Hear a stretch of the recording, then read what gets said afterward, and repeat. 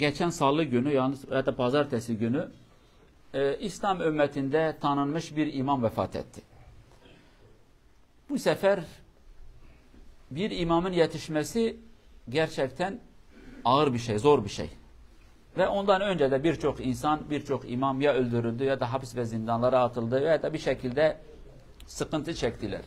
Bugün sohbetimizin konusu İslamiyet'teki alimlerin yeri ve bugün Müslümanlar arasındaki olan alimlerin değeri. Bunu önce bir İslamiyet'e bakalım. Bizim dinimiz alimlere ne değer vermiş? Allah Azze ve Celle ayet-i kerimede diyor ki ben iman eden, Allah diyor ki iman edenlere değer veririm ve alimlere değer veririm. Onlara yüce bir makamı nasip ederim. Alimlerin değeri niye İslamiyet'te yüksek? Çünkü alimler peygamberin yolunu takip eden insanlar. Alimler insanları Allah'a götüren insanlar. Nasıl ki peygamberler insanları Allah'a götüren insanlar olduğu için o kadar değerlidirler. Bizim ve Allah arasında elçi olan insanlar peygamberdir. Onlar Allah'ı bize tanıttı. Onlar bize doğru yolu gösterdi.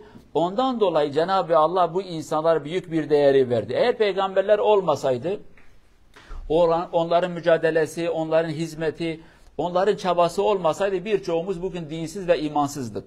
Yani belki değişik değişik haramları, günahları, zulümleri ve hakaretleri yapardık. Çünkü bilmiyoruz. Cahil insanlar.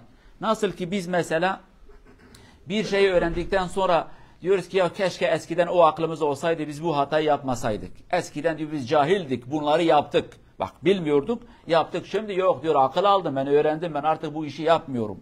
İşte peygamberler Allah'ı bize tanıttılar, Allah'ın emir ve kanunlarını ve biz de o şekilde onu takip ettik. Alimler de bu peygamberin mirasını üstlediler ve onlar Müslümanlara bunu anlatmaya çalıştılar ve bugüne kadar da anlatıyorlar.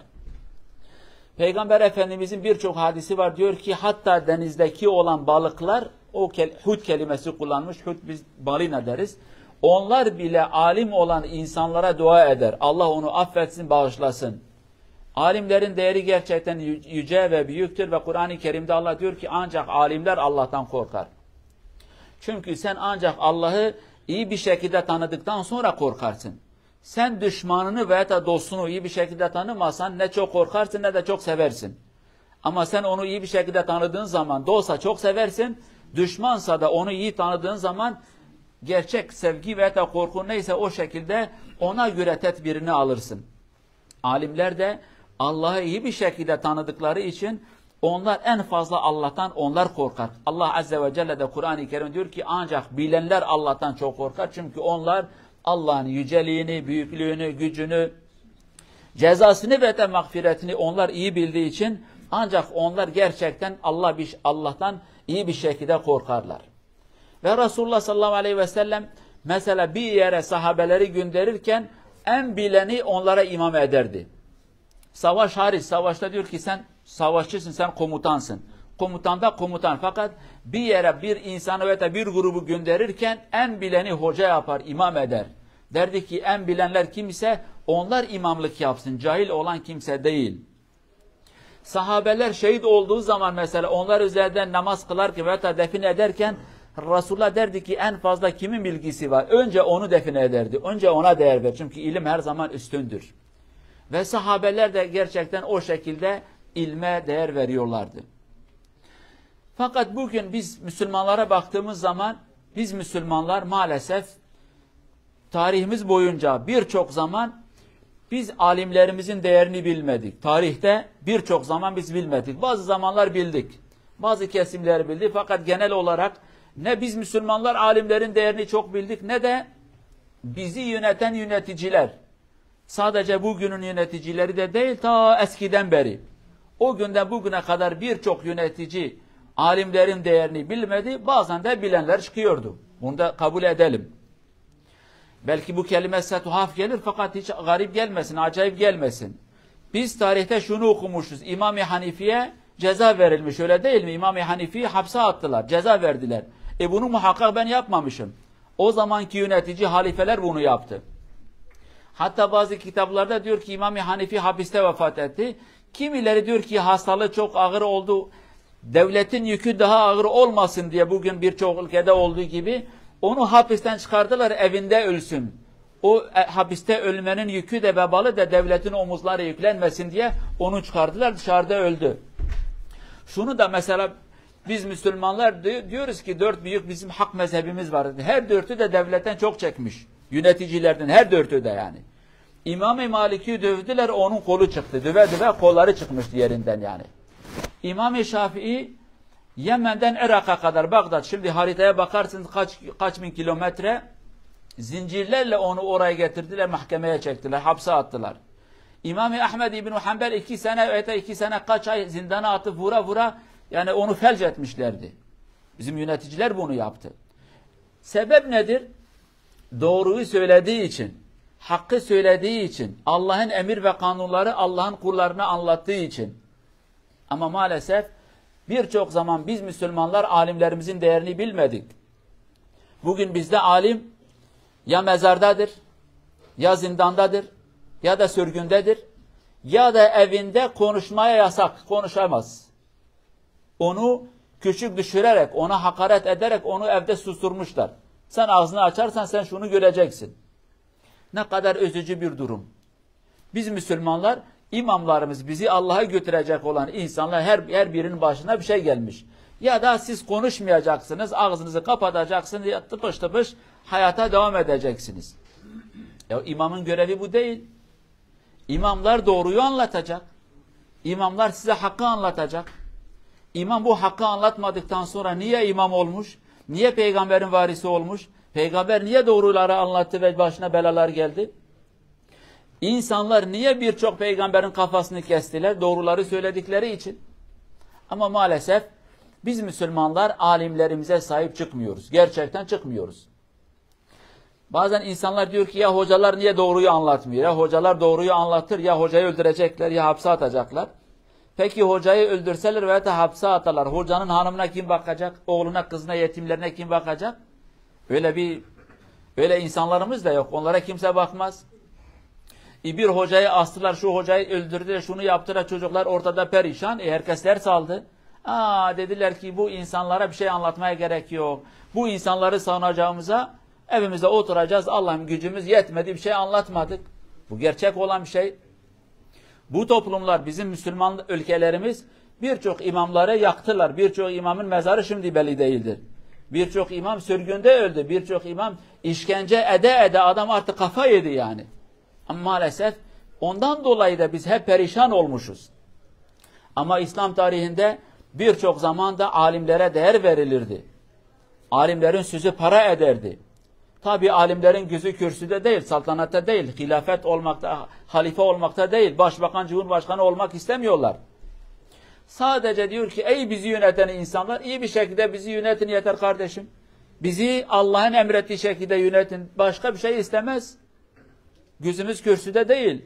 Kaç imamı zengin olarak ölmüşler onları görmüşsünüz. Kaç imam? Kaç imam imamlıktan dolayı zengin olmuş? Yani zar zor kendilerini idare ediyorlar. Gözleri parada değil. Çünkü peygamberin varisi olan insanlar bu şekilde olmaları gerekir. Ama maalesef biz Müslümanlar kendi imamlarımıza sahip çıkmıyoruz. Onları meydana bırakıyoruz. Meşhur bir hikaye var. Ne kadar doğru bilmiyorum ama içinde bir ders vardır. Diyorlar ki bir adam çeşme yapmış. Üzerinde yazmış ki Hristiyan içebilir, Yahudi içebilir fakat Müslümanlar bu çeşmede su içmesin. Tabi haber yankı yapmış, ta devletin başına kadar gitmiş. Devlet adamı çağırmış, sen niye bu lafı söylemişsin?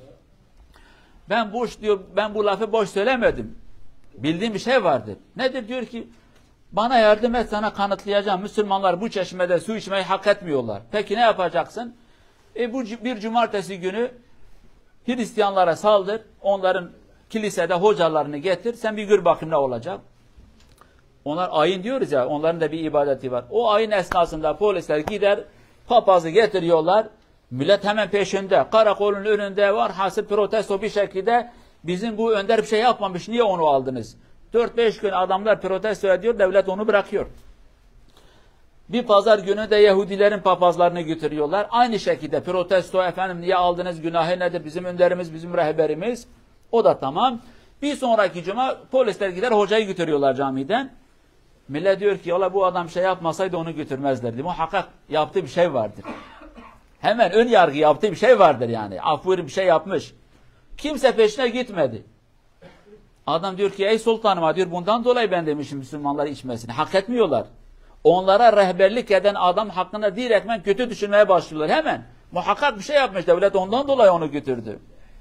Bu hepimizde vardır. Bir hoca hapse girdiği zaman diyor ki konuşmasaydı gitmeseydi. Ya konuşmasa olmaz biri konuşacak. Niye beni almıyorlar? Niye şunu almıyorlar? Sen konuşmuyorsun da ondan dolayı. Biri konuşacak. Biri doğruyu anlatacak. Peygamberin varisi ise bu lafı söyleyecek ama maalesef o sıkıntı bizde vardır. Biz de alimlerimize sahip çıkmıyoruz ve bu duruma düşmüşüz. Ama İslam tarihinde alimlere değer veren insanlar da olmuş. Size bir hikayede anlatayım. Doğru olan bir şey. Salahaddin Eyyubi tanıyorsunuz. O da Mısır'da sultan olduğu zaman tabi o bir devleti devir aldı. Yani yeni bir devlet yapmadı. Bir devleti devir aldı. Devletin eski kanunları, yanlış doğru çok şey var. Bir gün savaş hazırlığı var. Selahaddin o telaşta millet bir imama gidiyorlar. Hocam diyor ki şu kanunu devlete söyle değiştirsinler. Bu yanlış bir kanun yani zulüm eski devlet yapmış, eski hükümet Salahaddin kaldırsın.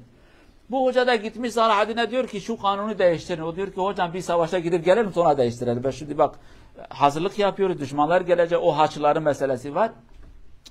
Hoca sinirli anlamıyor. Salahaddin kafasına bir sopa indiriyor yani. Bir sopa tarihte geçen bir olay. Kafasına bir sopa indirmiş ve diyor ki Allah sana yardım etmesin inşallah. İnşallah sen bu savaşta yenilirsin. Öfkesinden ha. Ve gerçekten diyor Salahaddin sesini çıkarmadı. Sopa yedi kafasına yani. Savaşa gitti. O savaşı da kaybettiler. Ve gelip hocanın elinde öptü dedi ki hakkını helal et ben yanlış yapmıştım. Düşün böyle imamlar da vardı. Böyle sultanlar da vardı. Ve Cenab-ı Allah işte Salahaddin gibi değerli insanlar vardı. Onlara yardım etti. Ve hocaların dilini kesen, onları tavuk gibi kesen yöneticileri de Cenab-ı Allah cezalandırdı. Haccac-ı Zalim'i tanıyorsunuz. Büyük bir tabi'i. Haccac-ı Zalim bir yönetici. Onu tavuk gibi kesti. Hem de esnesinde. Bunu yapan da hocaydı doğru. Said İbn-i Müseyyib öyle büyük bir sahabe. Onu bir tabi'i. Esnesinden kesti. Yani boğazda değil arka taraftan kesti. Bunu da yaptılar maalesef. Yani değerli cemaat, alimlerinizin değerini bilin. Onlar bize doğru yolu gösterir. Bu doğru yolu anlatmak için de kimseden para istemiyorlar. Nasıl ki peygamberler diyor ki biz para istemiyoruz. Onlar da para istemiyordu. Onlara sahip çıkalım. Hayattayken onlara sahip çıkalım. Biz maalesef hayatta olanları gömeriz. Mezara girenlere de taparız. Öyle bir toplum olmuşuz. Bu da yanlış bir şey. Hayatta olduğu zaman onun değerini bil. Öldüğü zaman da Allah rahmet eylesin. Cenab-ı Allah cümlemize hak ve doğru yolu nasip etsin. Hak yolundan ayırmasın. Resulullah'ın yolunda yürüyen imamları da Allah cümlemize nasip etsin. Vesselamu aleyküm ve rahmetullahi ve berekatuhu.